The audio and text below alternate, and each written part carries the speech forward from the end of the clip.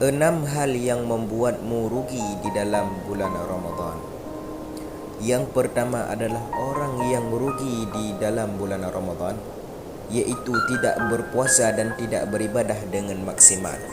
Perintah puasa di bulan Ramadan bagi setiap orang yang mengaku beriman sudah sangat jelas tertuang di surat Al-Baqarah ayat 183. Namun kenyataannya banyak di antara kita yang mengaku beriman, sehat dan tidak sedang berhalangan, namun tidak menjalankan ibadah puasa. Padahal jika kita menilik pada rukun Islam, maka seseorang belum bisa dikatakan beragama Islam jika belum bersyahadat, menegakkan solat dan mengerjakan puasa. Sementara zakat dan ibadah haji hanya diwajibkan kepada orang yang mampu saja. Selain itu, ada juga di antara kita dan mungkin termasuk yang berpuasa namun tidak melakukan amal ibadah lainnya dengan maksimal. Puasa hanya sekadar puasa saja, padahal bulan Ramadan itu menyimpan potensi pahala yang tidak terbatas. Ibadah sunnah pahalanya dihitung seperti ibadah wajib, dan ibadah wajib pahalanya dilipat gandakan sampai tak terhingga. Barang siapa yang melakukan kebaikan atau ibadah sunnah di bulan Ramadan, pahalanya seperti melakukan ibadah wajib dibandingkan bulan yang lainnya.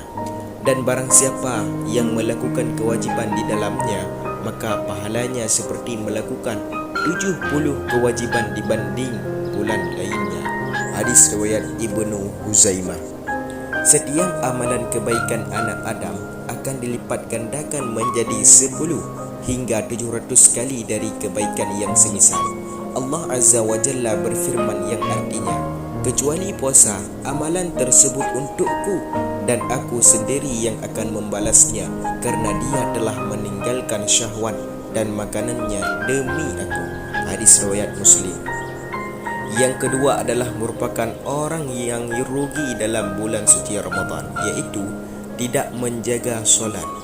Solat adalah ibadah terpenting bagi seseorang Muslim karena solat adalah tiang agama. Selain itu, solat adalah amalan yang pertama kali dihisab oleh Allah di hari kiamat kelak. Sesungguhnya pertama kali yang dihisab dari segenap amalan seseorang hamba di hari kiamat kelak adalah solatnya.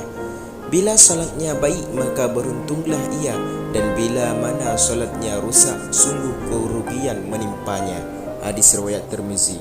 Selain itu, kepada para lelaki hendaknya senantiasa mengerjakan solat 5 waktu di masjid, kerana bagi orang yang malas solat di masjid, oleh Nabi dikategorikan kepada golongan orang munafik. Sesungguhnya tiada yang dirasa berat oleh seorang munafik kecuali melaksanakan solat isya dan solat subuh di masjid. Hadis riwayat Bukhari dan Muslim. Meskipun hanya disebutkan solat isya dan subuh, namun kita tidak boleh meremehkan solat lainnya, sebab jika kita amati saat ini, justru solat asarlah yang sering kali sedikit jemaahnya. Kemudian orang munafik oleh Allah diancam dengan neraka jahanam.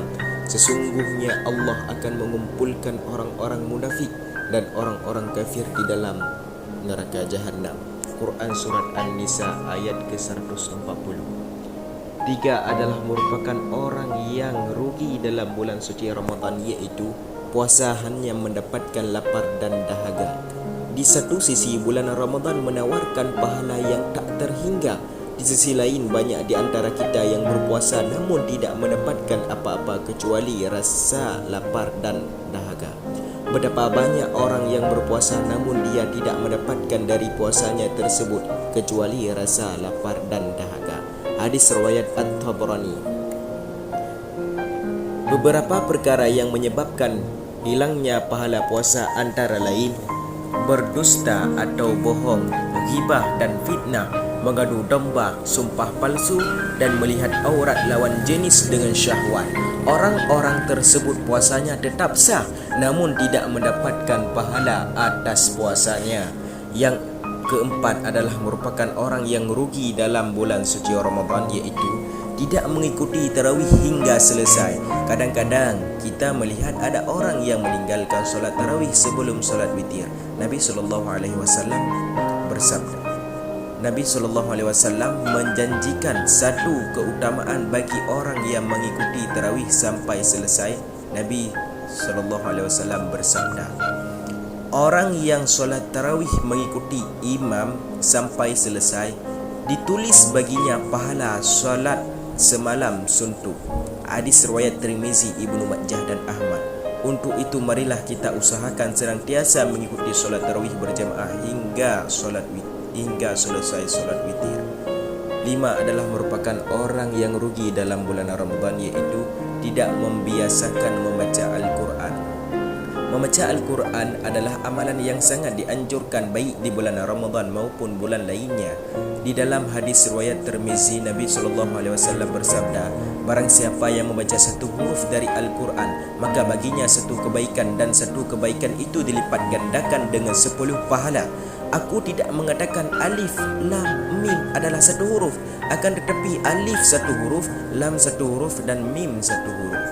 Begitu besar pahala membaca Al-Quran, belum lagi jika dikerjakan di bulan Ramadan, di mana setiap amal kebaikan akan dilipat gandakan sampai tak terhingga.